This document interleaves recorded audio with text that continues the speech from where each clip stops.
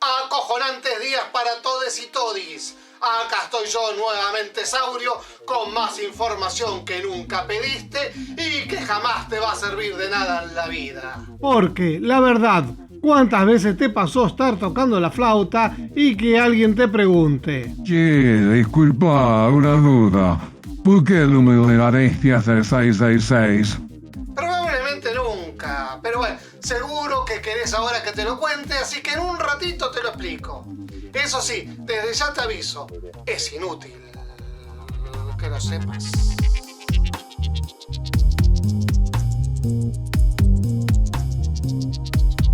Esto de que el 666 es el número de la bestia viene del libro del Apocalipsis o de la Revelación, que es el último libro de la Biblia cristiana. El libro del Apocalipsis es una temible profecía, llena de simbolismos estrafalarios, imágenes violentas, notables contradicciones, una sintaxis realmente ripiosa y la amenaza de todos los horrores que nos esperan en el futuro si no llegamos a estar de acuerdo con las ideas del autor. No te preocupes, nada de lo que dice va a ocurrir, ¿eh? En realidad se trata de una carta escrita en clave y pertenece a un género literario religioso en particular, el género apocalíptico, que se especializaba en este tipo de efectos especiales. De hecho, no es el único apocalipsis que aparece en la Biblia. Los libros de Daniel y de Ezequiel también son libros apocalípticos y se han escrito otros apocalipsis que no han entrado en la Biblia, por ejemplo el apocalipsis de Pedro. El género apocalíptico surgió en la tradición judía y luego en la cristiana entre los siglos II antes de la Era Común y el siglo II después de la Era Común, es decir, en el periodo helénico y romano del pueblo hebreo. Se caracterizaba por expresarse con metáforas y símbolos oscuros, hablaba del fin de los tiempos y prometía que se iban a terminar los sufrimientos del pueblo hebreo cuando Dios atacara con su ejército celestial a las fuerzas del mal. Y en la tierra la batalla estaría liderada por un gran héroe o profeta al que se le daba el título de Mesías. Se trata de textos en los que una persona recibe una revelación divina, eso es lo que significa la palabra apocalipsis en griego, y son pseudoepígrafos, es decir, se le adjudica la autoría a una persona de prestigio, aunque esta persona quizás no lo haya escrito el libro. En el caso del Apocalipsis que cierra la Biblia, el supuesto autor es Juan el Evangelista. Obviamente que no lo es, porque el autor del Evangelio de Juan es un griego culto que escribe con buen estilo literario y el autor del Apocalipsis tiene serios problemas gramaticales y expresivos. Además, según los Hechos de los Apóstoles, Juan era analfabeto y es sabido que el Evangelio de Juan no fue escrito por él, sino que fue, como en el resto de los evangelios, una atribución posterior a textos que originalmente eran anónimos. Son cosas que solían pasar en la antigüedad. El texto es, como dije, una carta dirigida a 7 iglesias de Asia Menor. De hecho, comienza con pasajes dedicados a cada una de estas iglesias, en lo que les transmite mensajes particulares. Hay elogios, pero la mayoría de las cosas que dice son críticas, algunas muy duras y violentas. Porque, como dije, una de las características del género apocalíptico es augurarle las peores cosas a quienes no opinan como el autor del texto. Pero, aunque parezca paradójico, otra característica del género apocalíptico es dar un mensaje de esperanza y salvación a los justos. De allí que uno puede decir que el libro del Apocalipsis tiene un final feliz. Feliz para pocos, pero feliz al fin. El texto fue escrito más o menos cuando Domiciano era emperador de Roma. Domiciano fue uno de los emperadores que más encarnizadamente persiguieron a los cristianos. Si uno lee el Apocalipsis de Juan en este contexto, se da cuenta de que está hablando del Imperio Romano y que básicamente está diciendo: muchachos, las cosas pueden estar mal ahora, pero en cualquier momento se da vuelta la tortilla. Es por eso que si uno ve más allá de la imaginería truculenta y los desastres escabrosos, uno se da cuenta de que Juan está hablando de Roma, pero en clave. ¿Y la bestia? ¿Cuándo vas a hablar de la bestia? Ya va, paciencia. Entre todos los monstruos y calamidades aparece la bestia, o las bestias, porque son muchas y se confunden. Hay un dragón que sería Satanás, hay una bestia que sale del mar, con 7 cabezas y cuerpo de leopardo, patas de oso, boca de león y 10 cuernos, y hay una tercera bestia, a la que se describe poco, Solo se dice que tenía 2 cuernos como de cordero y que hablaba como dragón. Esta tercera bestia sería la que nos interesa porque, según el texto, obligó a todo el mundo a usar una marca en la mano derecha o en la frente para que pudiesen comerciar. Y esta marca sería el número del nombre de esta bestia y este número sería el 666. Aunque, según algunos manuscritos conservados, este número sería el 616. Como ya dije varias veces en estos videos, los copistas se equivocaban con cierta facilidad y especialmente en los primeros años de la era cristiana, en los que estos textos los copiaban gente que no eran copistas profesionales y a veces ni siquiera estaban plenamente alfabetizados. Con conocer la forma de las letras bastaba y sobraba. Como sea, que diga que el 666 es el número del nombre, significa que el nombre de la persona que está queriendo aludir está codificado en números. Una interpretación es que, dado que el número 7 es el número perfecto en la Biblia, el 6, porque le falta un 1, para ser 7 sería imperfecto, que al estar repetido 3 veces lo es aún más. Esta interpretación es una completa estupidez.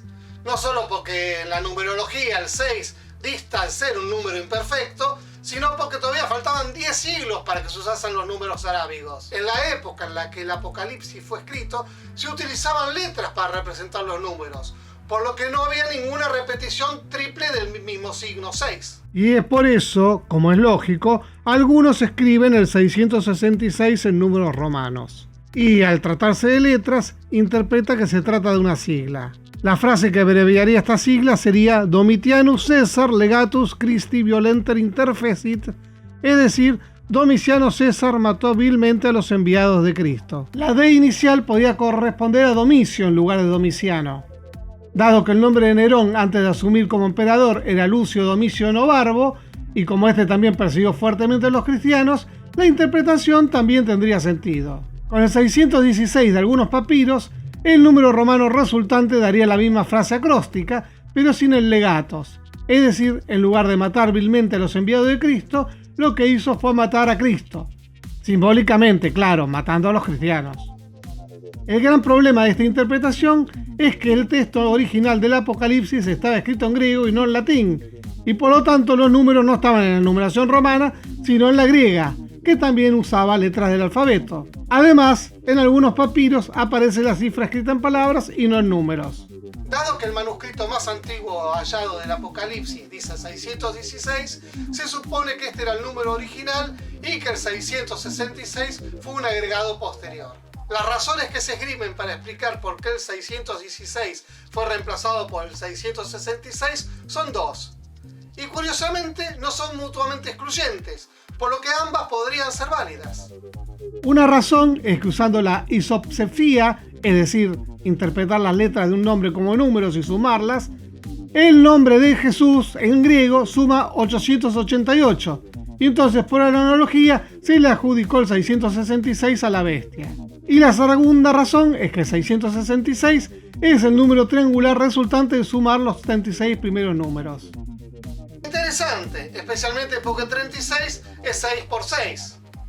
Pero, nuevamente, esto todo tiene sentido si hablamos de números arábigos, no explica por qué el 616 y no da ninguna pista de cuál es el nombre que se esconde detrás del número. Porque, no nos olvidemos, el número de la bestia es un nombre en clave. Es aquí donde interviene la gematría, que es el equivalente hebreo de la isopsefía griega, claro que con un costado más místico.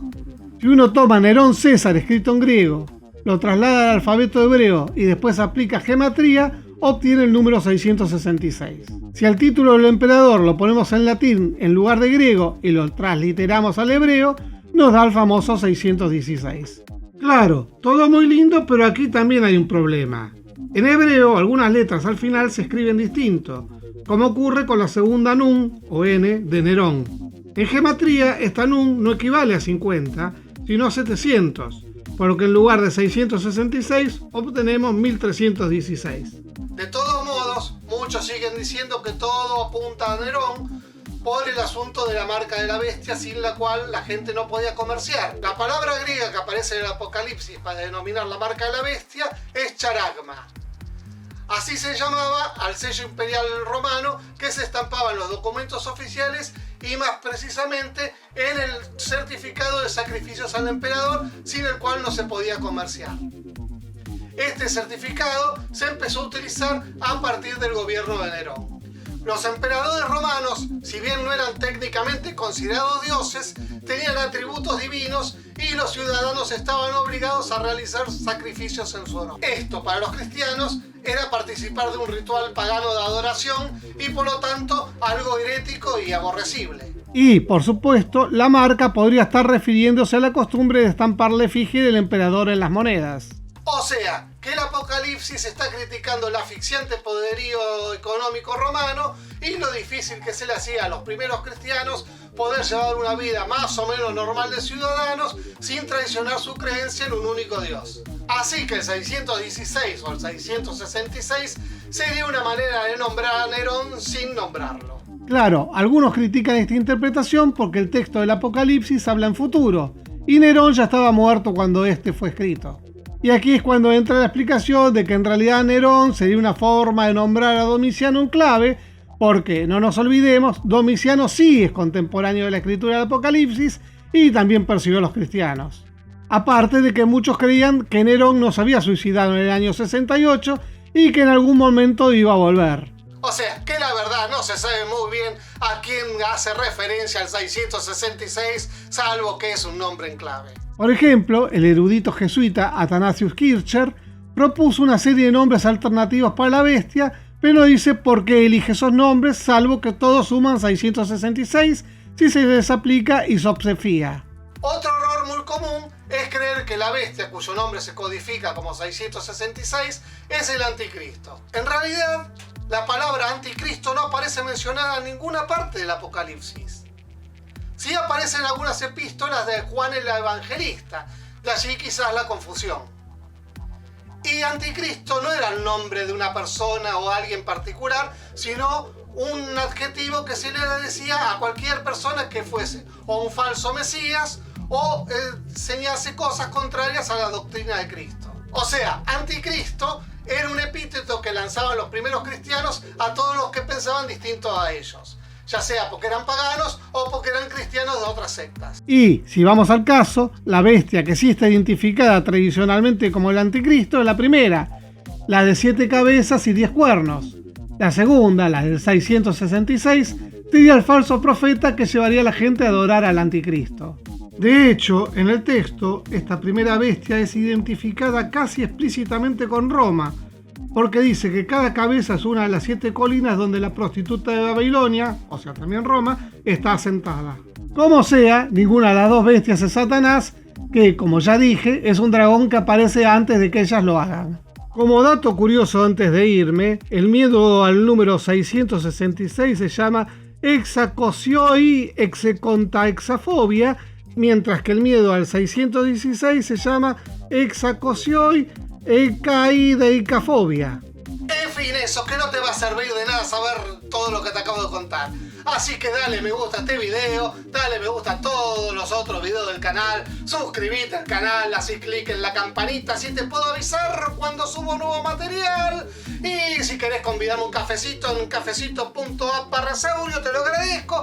También te voy a agradecer si querés convertirte en mecenas y vas a patreon.com/desinútil que lo sepas. Y bueno, eso, recomendale este canal a tus amigos, a tus parientes, a tus enemigos, a los santos, a los pecadores, a los ángeles, a los demonios, a las bestias apocalípticas, a los bestias apolíticos, a los apocalípticos integrados, a todo el mundo recomendale, es inútil que lo sepas, y nos vemos en el próximo video, a menos que el mundo se acabe antes de que yo lo suba.